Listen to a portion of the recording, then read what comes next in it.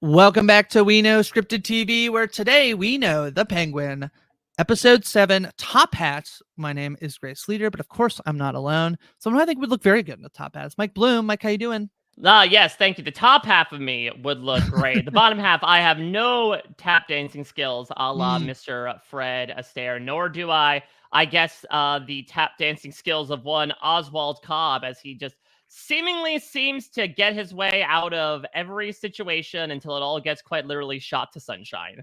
Yes. Well, he is able to tap dance out of any situation. One situation that people find themselves in is that they might not be subscribed to this podcast, Mike. And then they should do that. Make sure you subscribe to We Know Scripted TV in your podcast feed of choice to make sure you don't miss any of our recaps of the Penguin and all the other podcasts we have here on the network.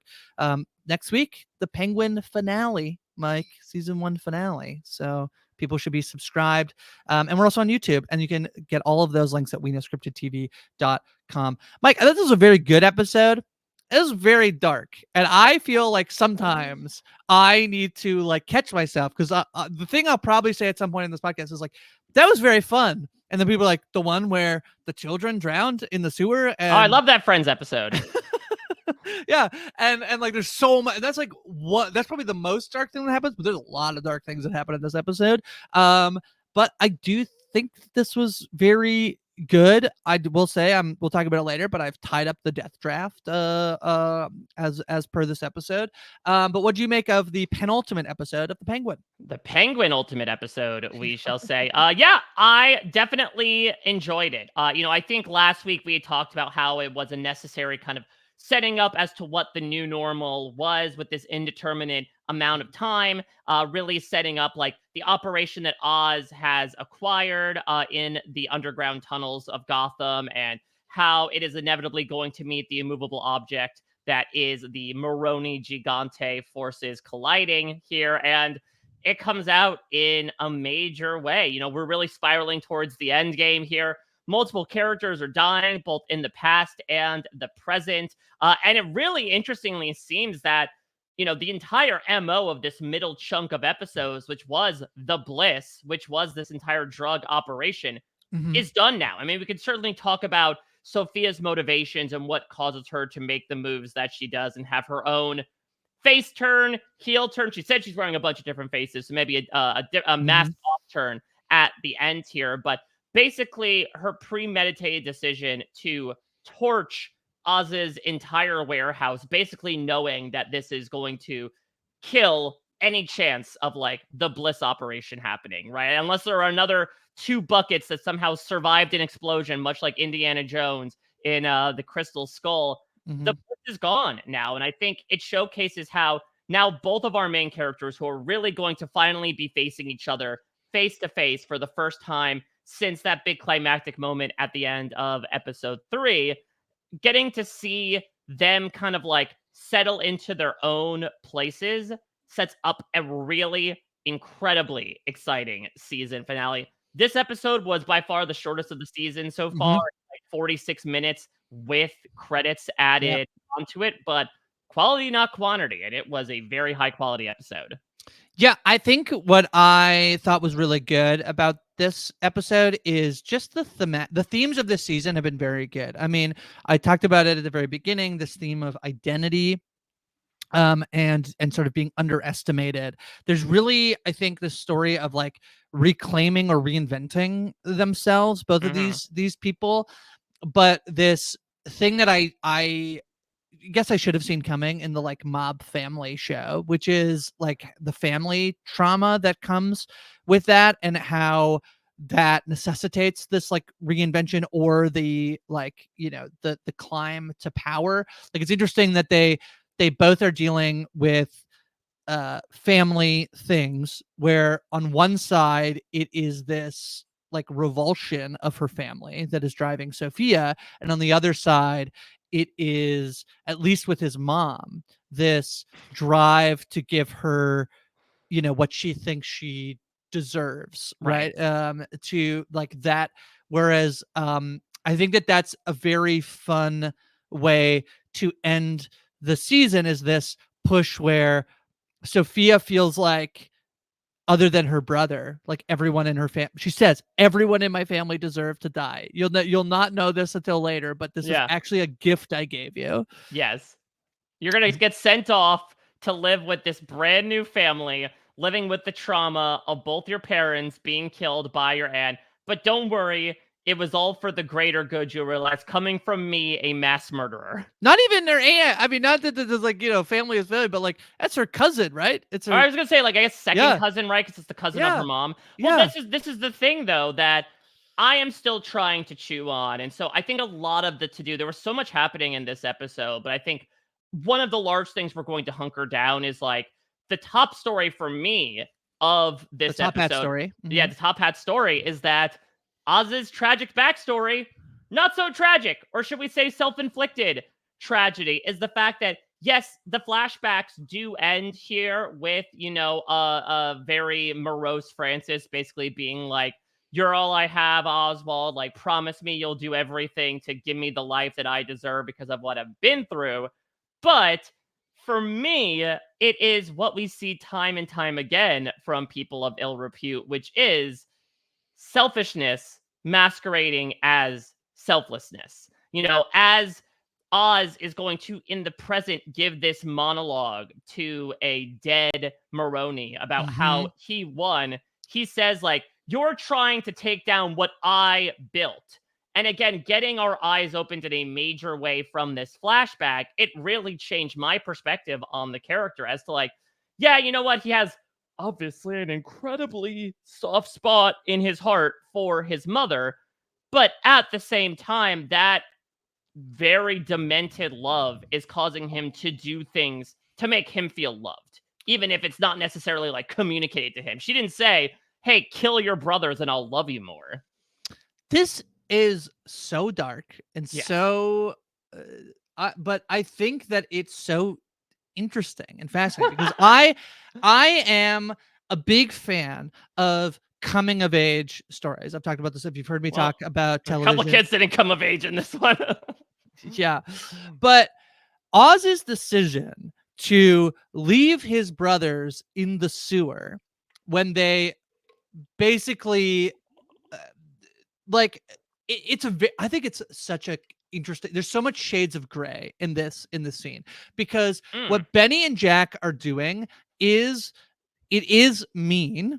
I'm not going to justify that they were murdered, but it is mean that they like go into the place where they know because of Oz's disability he can't go, and or it's not as easy for him to go. Like they are doing a thing that's a little bit it's not, I don't even want to call it bad, but they know what they're doing, it's but that teasing, it's mocking. it's teasing and mocking. And then Jack realizes that Oz is upset and he immediately is like, no, no, sorry. Like, okay, he does this thing that like, this is a very like, up until the moment that even closing the sewer door immediately, all of this feels to me very brotherly. I grew up with three brothers, and there is this level of like, I hate you, I love you, I hate you, I love like, and there's a Yeah. lot of that, mostly coming from like Jack, that the oldest brother, that I feel like feels very real. And then Oz makes this absolutely horrific decision. And again, I don't know that it's closing the door, but it's then leaving and not saying anything and not doing anything. Yep. And the thing that I find interesting about this decision is like how much culpability do you put on us? And it's really fair to say like a lot. Like it's fair to be like he It's fully murders. 100%. No, it is 100% in my opinion. But I'm happy to hear the counter. Well, I mean, my counter is that he's a child. And so like, and the environment that he has grown up in, which is an area where you can be walking down the street and there are mobsters like, shaking down a barber, I think, like some guy at You a didn't give store. me the cut I wanted. That's right. Like some individual, like there's a level to which because we've seen it earlier and I feel like it was more present with like Vic's storyline, which is that like Crown Point and Gotham in itself, like there's a level of um this class divide thing of like that's what it's like over there. And so then the people that Oz is looking up to and the people that we've heard him look up to throughout the show, and I think that this is this guy that he's talked This guy about Rex, with yeah. his car throughout the story, like the situation that they've been placed in by the way that the city is run and looked after leads like Oz and the way that he's treated for his disability and all of this stuff leads him to make a thing that, again, I think it's fair to say it's 100%. He's 100% culpable. He's 100%, but he's also 12. And like, I think that to me, this is where I love coming of age stories of like, how much are you that person? How much are you, again, culpable to make this decision that like, whether again, like this is not, did we talk about this? I think it was on Industry where we were talking about like the levels of like there's levels of murder that you commit, like you know. First and I don't degree, mean to put second this, degree, yeah. yeah, is this manslaughter? Probably it's manslaughter, right? Because it's like No, man's laughter is the Joker. That's right. That's right. So anyway, I just think that this is, and then he goes home and instead of being like, oh no, my brothers, he's seeing that he gets to have this moment with his mom. He gets his mom's attention all to himself and he chooses that over anything else. And I feel like that the themes of the show have been so consistent in the way that Sofia keeps saying like he will betray anybody. And there's a way in which, because we've seen his relationship with Vic, you feel like, I don't know if that's true, even with his relationship with his mom. What at the end of the day, this episode tells me is like, that's absolutely true that he will betray anybody, basically except his mom, I think. And that's a pretty, like, for me, that's a tragedy of like what happened to Oz. Like, what is it about the makeup of him as a person, even when he's 12 and now that he's older, to have literally locked his brothers in the sewer, not realizing that there was not another way like out for them, or did, or whatever, and they died. And that's brutal. That's tragic, Mike, I think. Yeah. I mean, listen, middle child syndrome is a thing, Grace. It is really. I'm a middle child. Jan Brady walked so Oswald could hobble, I suppose. I mean, yeah, let's really hunker down into this because I have a lot of thoughts just like you do. I mean, let me first say, like, I'm going to talk so much about this. I will say this, even talking about this does make me incredibly uncomfortable. I mean, that's the thing, though. Like, that's the, that's the whole intention of it. Just for me personally, you know, my biggest fear is drowning. And since becoming a father, I've become incredibly sensitive to the death of children. So smash them together. It's like a Reese's peanut butter cup of trauma for me personally. But that being said, I could not stop thinking about it for multiple reasons, not just because of that, but yeah, I definitely see what you are saying. And maybe we'll get more of that in the next episode as to like, I think what I'm missing from not jumping to the conclusion of like, okay, so Oz is a psychopath. Because remember, like I had sort of been alleging that, okay, maybe it was that I had called that, you know, the boys would die in that particular sewer door. I do think Oz is a psychopath for what it's worth, because basically, again, I think like Oz does nothing to then fix the decision he makes. Yeah. He doesn't own up to the decisions he makes. He blames on other people, other things. So he is a psychopath, just to clarify. Yeah, so we're both on the same page. We both stump for the Oz psychopath platform here. But, you know, I had certainly thought before this, okay, maybe there's a situation where it's like, I mean, Oz had said, right, that like the city killed his brothers. Right. Which really, I think what I'm taking away largely is that this completely recolors my image of the character from my perspective. We have talked consistently throughout this show as to, okay, is there supposed to be a hero here? Is there supposed to be a protagonist? Is there supposed to be a villain? This to me is bold, italicized, underlined, 72-point font. Oz Cobb is the antagonist. He is the villain of the Penguin, just because what he does here is irredeemable. You know, again, I think we were sort of, and maybe this is the point, is we were sort of suckered in by his narrative in previous episodes. And I had thought, okay, maybe there's something where like they were playing down there and then like, you know, Oz can't reach down because of his disability. And as a result, the boys drown. Not so much. It really does seem like, to your point, it's not even that Oz has this like temper in his moment, again, something we saw from the very first scene of this series, and says, oh, you know what, I'm going to leave it down there. But it's then the lack of follow-up, the idea of like, yeah, you know what, if they die, they die. It's like he talks about this with Vic, that like how abandoned these tunnels were. He must have known that he was leaving them for dead. And what I did not see and again, maybe this will come up in the next Yeah. episode, is any remorse from the child version of Oz. The next time we see him, he's hunky-dory delivering his food to his mother. So at least again, where the temperature I am of this character in the moment is like, he was more than happy to do this. It again also recontextualizes with me his relationship with Sofia. Because Mhm. if this is true, in my opinion, our read of the entire him ratting Sofia out to Carmine, I now take sort of the Sofia stance, which is like, Yeah. no, he had no regrets for doing that, which is odd because again, in the moment, it looks like he does.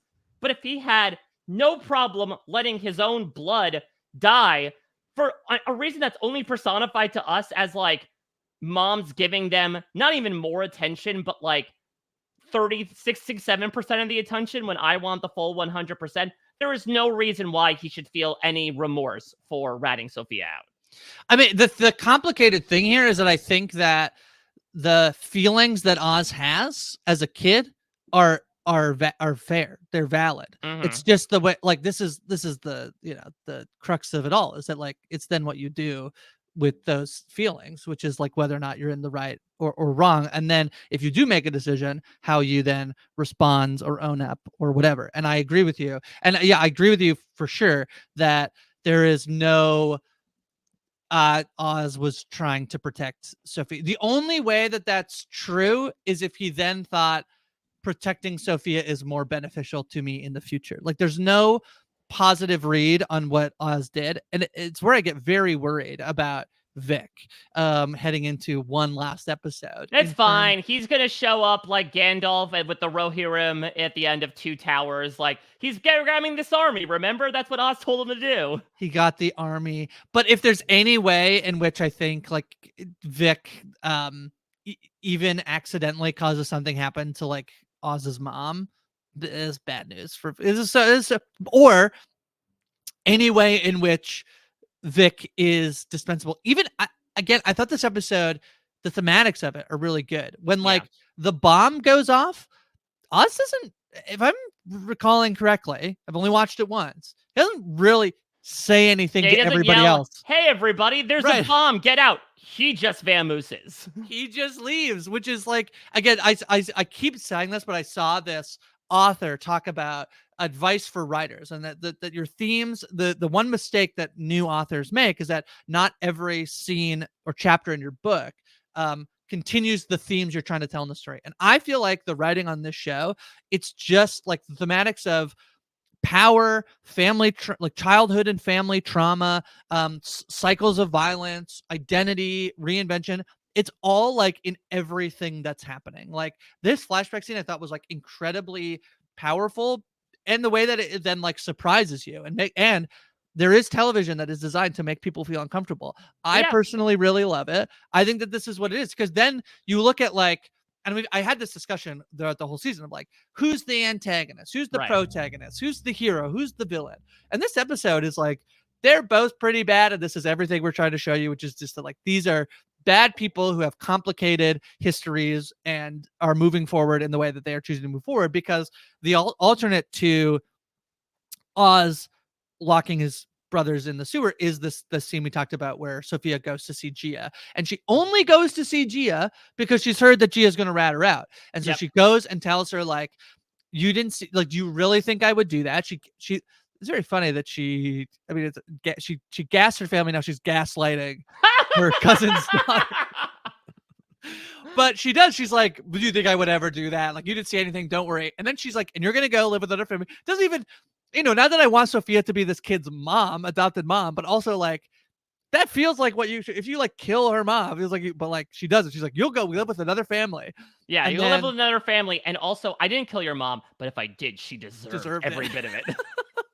It's so brutal. It's so brutal. And these are just all people who have trauma and are just moving forward. Because the other thing is, there's a scene this episode where when Oz calls her, Sofia, and this is like, not, I don't think this is entirely true, but it might be mostly true, that like, if in this entire situation the only way to get out of it is to give Sofia all of the drugs and let her run the thing, for now, will choose to do that. He will like slink away with his mom, and he believes in himself that he could go back. So there's because he's one of these mushrooms, right? He grows in the dark. He knows that a spore will reemerge as long as there's one left. Very fun that's the like again like the thematics of the show that like the drug is a mushroom based drug. Yes, very good. Could just be a setup for Last of Us season 2 as well. Could be, but I think he would willingly like give it up for now. Sofia also basically gives up the whole thing. She blows up the thing. So salts the earth basically. The idea that either of these people are doing it for it's not that they don't. I do feel like power is a means to validate the identity that they believe they hold, right? That like Sofia, the only way Sofia can prove her father wrong is to run a drug cartel business.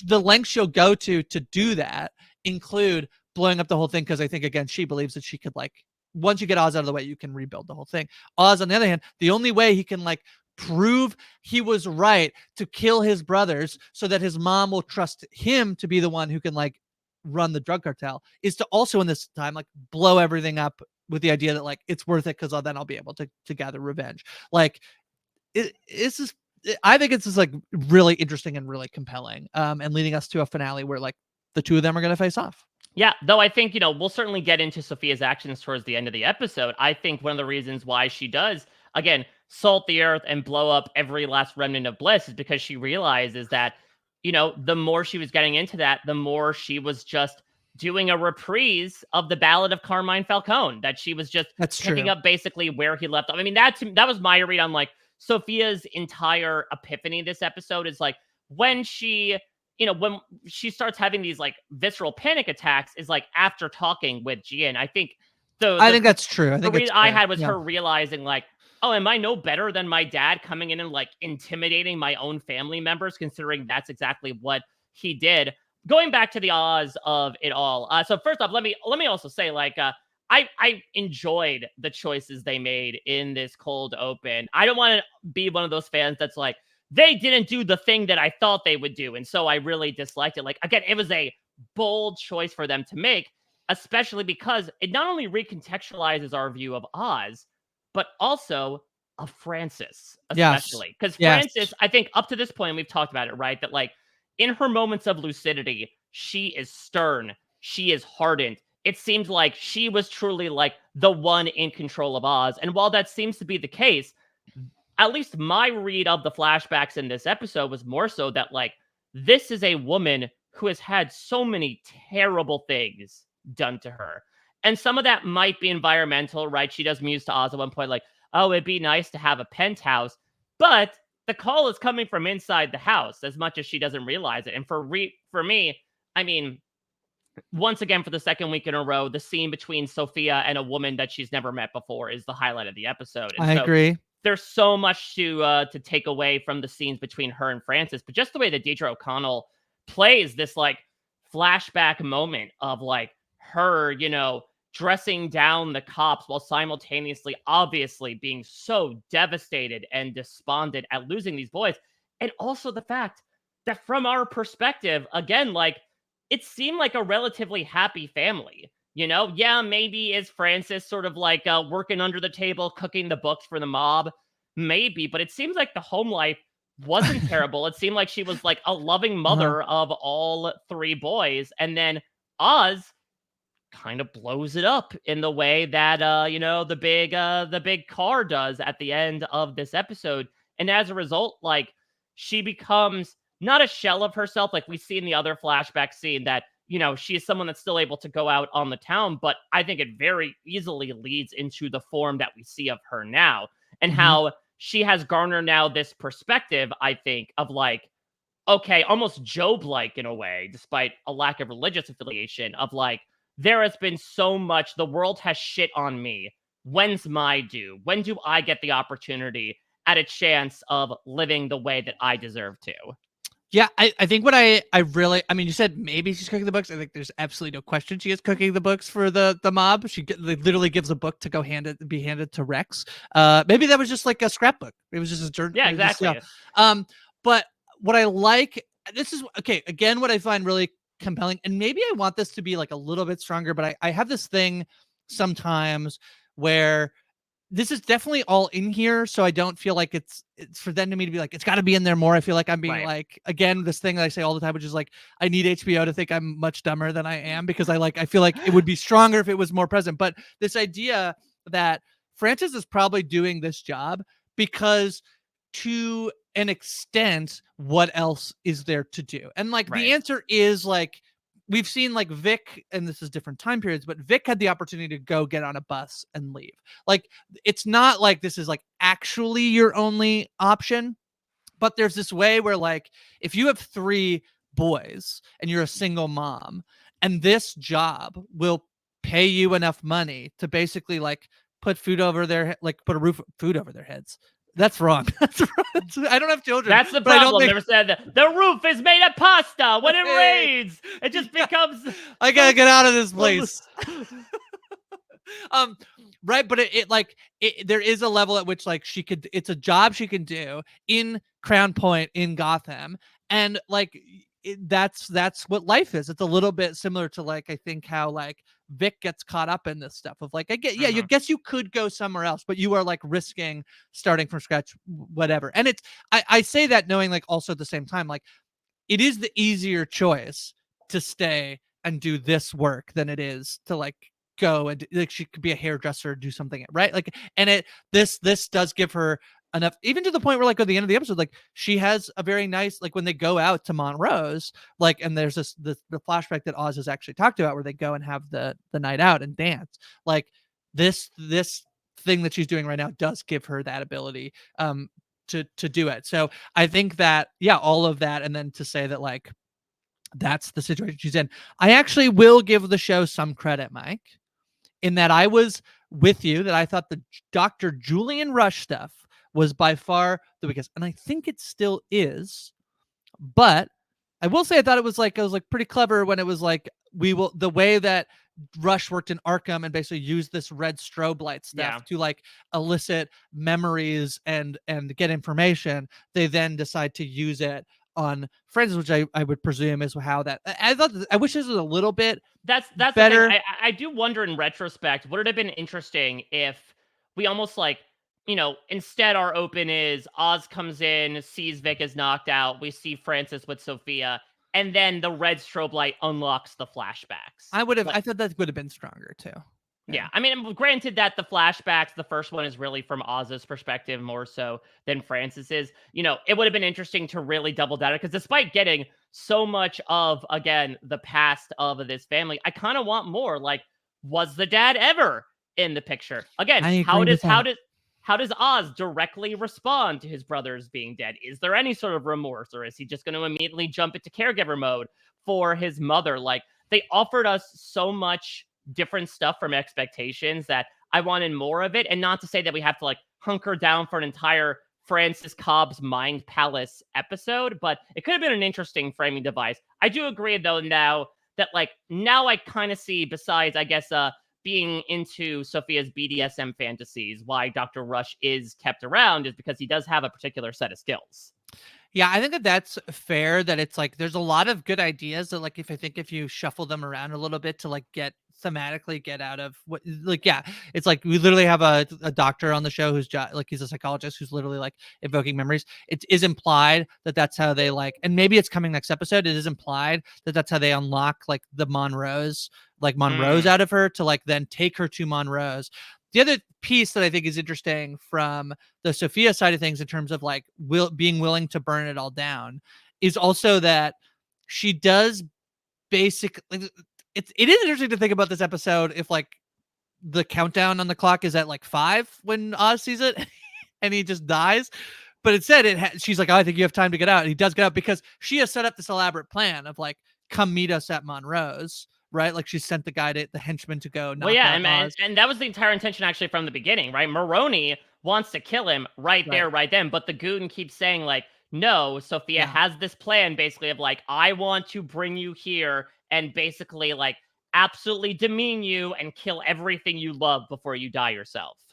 Yeah. So yeah, we do set up that, which is good. But I do think I was almost even a little confused because the way they do, I forgot that the name, and this is maybe on me again, but I forgot that the place that gets name dropped earlier in the season is Monroe's. And so then they take her out of the car, and when the reveal is it's not Francis, it's the bomb. Mm. And then you see her and she gets escorted into Monroe's, and then we get the flashback of Oz and Francis going to Monroe's. I'm like, Mm. oh, but I thought I don't want the moment of me being like, why are we going to this old movie theater? Oh, there's only Whatever. so many places you can rent out. Yeah. Crown Point is kind of a shithole, but at the Yeah. same time, real estate ain't cheap. Yeah. So anyway, all that to say that a lot of that stuff was really strong. Let's talk about me getting a point on the death draft, which is that Sal Maroni is dead. Yeah, let's talk about this. I love this too. I love this a lot. I love, first of all, so there's a few things. From the moment that Sal shows up and is like, all right, we're taking over. You can all have a minute to think about it. It is 2 seconds. He's like, all right, good, done, great.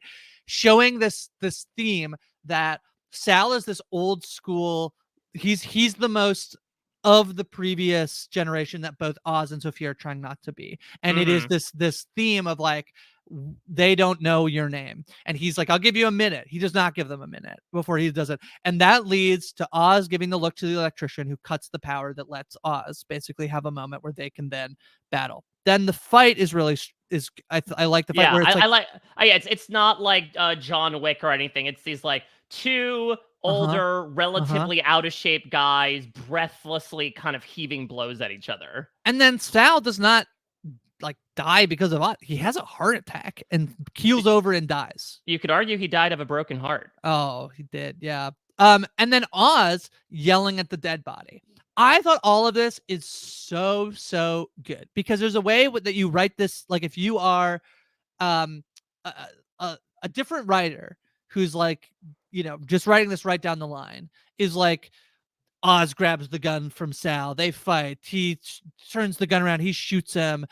Sal is almost dead, and Oz gets to give him the message. And that's not what this is. There's so much that Oz is so mad that Sal died, not because of Oz, and also that he didn't get to tell him everything he wanted to say at the end. And that is it's so good. It's so strong, I think, of exactly what are you fighting over? You want the moment, but you don't get it because Sal dies. Sal just is dead. I love this whole thing. Yeah, I really, really enjoyed it as well for a number of reasons. First, this idea that I wouldn't say Sal was a sympathetic character, but clearly he was going through a lot with the death of his wife and son at the hands of Oz. But it also shows that pride cometh before a fall, right? That despite the fact that there was this really interesting dynamic between him and Sofia, when he was out on the field, that didn't matter. He was going to get his single-handed revenge for what Oz did to him. And despite the fact that he kept saying nope, we're going to take you in. That's Sofia's plan. We're going to watch you suffer. It's just a matter of determining, how we're going to kill you. It's clear, and Oz knew this as well, that the more he triggered him with what he did to him, the more Maroni just absolutely flies off the handle. And, because he got distracted, and actually, if you notice, clobbers one of the Gigante goons before the power is cut, it leads to this big struggle that arguably leads to his death as well. And the fact that, to your point, it's that Oz, it's not really a perfect moment. His Colin Farrell's line reading of his shit when Maroni dies, it's interesting because you would think it's just like every other time, right? It's just like when he shot Alberto, where he's like, oh no, how am I going to explain this? How will I get out of this one? That is not the case. And that is emblematic in the thing he does immediately after talking to Sal, which is going to his hand and taking Alberto's pinky ring off and putting it on. This ring that has served as this kind of representation of power, that it was Maroni's initially. Carmine took it because, he was the one to get Maroni put in prison. Then it gets given to Alberto after Carmine's death. Oz gets it from Alberto after he kills him, gives it to Maroni to plant him as sort of the fall guy here. This to me represents that Oz is taking culpability now, with his part in this game. This is no longer him trying to foist the blame onto somebody else, which is what his MO was for particularly the first half of the season. This, to me, is when Oz really starts becoming the Penguin character that we assumed he would be by the end of this. And he is saying, like, yeah, I did this. His final words to Sal in absentia, right, are basically like, you think you could come into my house and take what I want? These are not the words that he spoke to Sal, and there are many conversations on this show where Oz is just trying to deflect blame and be like, no, I'm in your corner. I would never do that to you. Here he is like gloating to Sal throughout their time about the stuff when he's dead. He's dead. And he's now dead. He's dead. gloating over a dead body. And that's the thing as well, is that for him, this does feel like both a Pyrrhic and a literal victory. That this was, as much as he was kind of like in the shadows for a while on this series, this was one of the big crime lords of Gotham. And so I think he was a necessary piece to get out of the way for Oz's eventual goal, which is to find himself at the top of the heap. Something I firmly believe will end this series next week. And so I think for him, it was almost like the exaltation and also, I guess, letting out his breath as well, if he had any left, of saying like, oh my God, I did this. Like, this was something I had to do. Checkmate. Well, I've only got the queen left. The king is down. The first thing Oz says when he realizes that Sal is dying or has died is no, which is like, this is not how I'm supposed to have my, like, I kill you moment. Like, I get to say the cool line and I shoot you or I stab you and you die and you know that I killed you and I won. Like, that's what Oz wants. I feel like actually the best way I think I can like think about who, like, the Penguin and Oz in the show is, this is almost like, can you think of a player, Mike, who like won Survivor or Big Brother, but like in the most messy way possible? I mean, Oz Cobb is Tony Blachos. All right, like, this is great. I love it. We're finally coming to this realization, but like, it's absolutely Tony Blachos, right? Flipping back and forth, trying to pit people against each other, lying his ass off, being incredibly messy, has this like big brooding persona, very comic character. When he says like, you're trying to take what I built, like, he didn't build this. Like, he didn't. He built the, like, he built the underground, like, specifically the lab, but he didn't come up with Bliss. He didn't. It's every other cartel who's out there who's like actually going and selling all the product. Like, he didn't really build it. And so I just think like, this is everything that Oz does. Every move he makes is with the potential of like, I need to do this now to be able to win later, right? And so in this moment, what he needs to do, knowing that there's no way to get Sal back on his side, is to try to kill him, be mad at him. Troll him, all of it. He literally shoots him after he's dead. He shoots him a bunch of times, which is probably the way in which he can be like, no, Sal didn't die from a heart. Like, someone ever is like, Sal didn't have any, like, it's like, how'd you kill him? It's like, I shot him, those glorious like 20 minutes before his body got blown to smithereens. Oz had a nice bragging point there. Right, but everything is done with the intention of, how will this make me look like the person that I want my mom to think I am, right? Of like, I need to prove that, because I think the most important piece about the flashback is the moment where she wants Jack to give the thing to Rex, and he's like, I'll do it. And she's like, no, like, it's got to be Jackie boy, and that sticks in Oz's, like, it sticks with him to the point where, like, now by the end of the episode, when there's the flashback of them dancing, he's like, I promise you I will get you everything you want. And he has to fulfill that promise, or his brother's dying was pointless, which is horrific. Like, he is a complete villain, but and I just think that this scene encapsulates so much of that in the way that it doesn't go the way Oz wants it to, but also, and that's like the entirety of the season has been like, Oz's plan gets messed up, Oz rebounds from the plan being messed up. This is a continuation of that, but just in like a really compelling scene. Really love that Clancy Brown was on the show. And so a fitting end, I think, to the Sal character here. Yes, very good. He famously plays a character that, sells hundreds of burgers a day, and he ends up dying of heart failure. It's pure irony there. I completely co-sign everything that you said. And what's also interesting as well is that, what Sofia is going to espouse in this episode, which she has been for the past few, is that Sal was kind of the last part of the old guard, right? That like despite Yeah. Oz Yeah. being raised and tutored underneath it, and Sofia as well, they both clearly operate in very different ways than Maroni and Falcone did. And again, it's very reminiscent. I'll make a Game of Thrones comparison later, but it's also very reminiscent of that show and vying for the throne. That like many people die who immediately sit in power. Heavy is the head that wears the crown. And so it is not surprising to me that both heads of the Falcone and Maroni families are dead, and basically all of their line has been exterminated, save one. And I think it sets up really nicely not only what's going to be in the finale, but what comes afterwards. That's the one of the big question marks, Grace, is like, okay, is this going to incorporate back into the Batman in any way? Is this going to like set up a new normal for Gotham? And no matter who comes out on top, it is, I think, setting up a new way to view crime within the city, where it's not just going to be the same old that's been set up beforehand. Yeah, I agree with that. Well, speaking of the link to the Batman, but also predictions for the finale. Do you have any predictions for the finale? We certainly are setting up that like immediately Oz and Sofia will have this showdown. Vic has seemingly disappeared, right? He was told to get an army.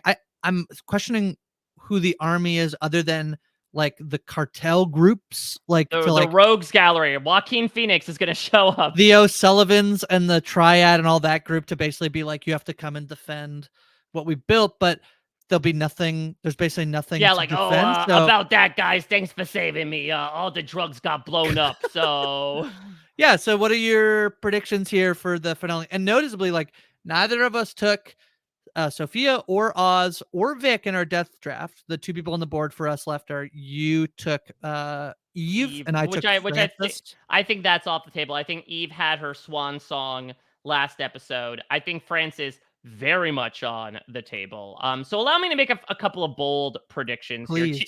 To your point, I do think that when things seem most dire for Oz, Vic is going to come in at the 11th hour with, the people from the Gold Summit to just completely blow up the operation.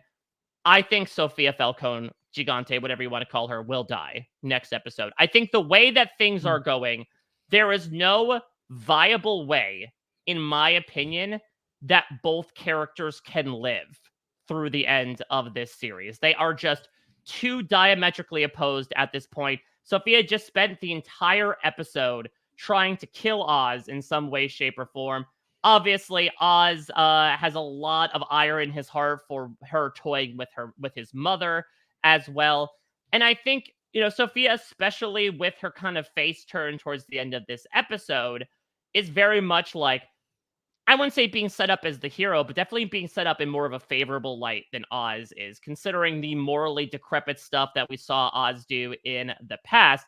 Sofia's a lot more redeemable of a character. Again, she kind of does. She has remorse. She actually says remorse for what she's doing. It's bad. They're both villains, but she at least feels bad about the thing that she did. Right. And it's almost like the reverse Daenerys. And I talked about this earlier, where like Daenerys, spoiler alert for Game of Thrones, was propagating this entire idea of like, I had my birthright robbed to me. When I sit on the throne, I will be the breaker of chains. I will break the wheel. And then controversially, once she gets there, she ends up just repeating the same patterns. It's the opposite trajectory for Sofia, where she does get into power. And we talked about this, that she does say, yep, I'm the hangman. I'll be the person that you all think I am, and I'm going to murder my entire family. And I think she comes to the realization this episode of like, does it really matter if I change my last name if I'm acting like a Falcone to begin with, if I'm just repeating the same patterns my father did? And so now she is trying to kind of break the wheel in her own way. And that to me seems way too optimistic for this world. I think Oz has to get one final victory here. And I think it will come at the cost of Sofia's life. I think it will come at the cost of multiple characters' life. And I would not be surprised, Grace, if either literally or metaphorically, we end on the image of Oz basically sitting on the throne on top of a pile of bodies of friends and foes that died along the way to get him there. And that he has truly succeeded in his goal. He has found the power that he has craved since he was that young boy looking at that gold-colored car. But at what cost? I'm happy to add this as a tiebreaker, Mike, because there's a world where I will take the less satisfying character ending, because I think you've outlined why that's a really strong ending for the season and a strong character ending for Sofia. I will take the bet that she will not die because HBO sees potential money in doing more of the Penguin and might not be able to get Colin Farrell to return. And so Kristen Milotti is in some form in a future edition of the show. Yeah, do you think there's a chance that he might get her sent back to Gotham? I mean, Yeah, Arkham, I should say. yeah, there's a way. There's a way of like, death doesn't need to be the thing that they lose. I mean, listen, in Batman, most memorably, nobody dies except for Bruce Wayne's parents. It's true. So yeah, there's a way in which like that's the ending of like, no, you just have to get. I think you're right. I bet, but I'll play devil's advocate here and say I'm gonna stick to our like if Francis dies, like that's a way. If it's a tiebreaker, like it comes down to whether or not Sofia is dead or not. If that's fair to you. Yeah, what do we think about what will happen with Frances? I mean, I think there's a sizable chance she does not escape the series alive. There are a couple avenues we could go. We could go the route of like she discovers the truth about what Oz did to his brothers, and she sort of like dies of heartbreak in that regard. It could be that like Sophia outright kills her. It could be that Oz tries to like get in a skirmish with her, and as a result of kind of the firefight, she ends up being like a victim by proxy.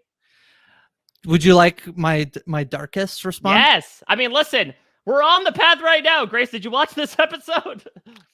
The darkest version of what happens is that, in my opinion, either I think there's two ways this can go, but essentially the reason Francis dies is essentially for Oz to continue living in his top hat fantasy, his tap dancing fantasy, where if she finds out that he killed the brothers, which I think is potentially very possible that Dr. Rush has, if I guess I don't know if there's a way to figure that out, but if there's a way where like they know how they died, and there's even an implication that like they have like this is the missing piece of like how do you then how do you put that on Oz? Nobody would necessarily know that it was like Oz's fault, and that also that she wouldn't know it was Oz's fault.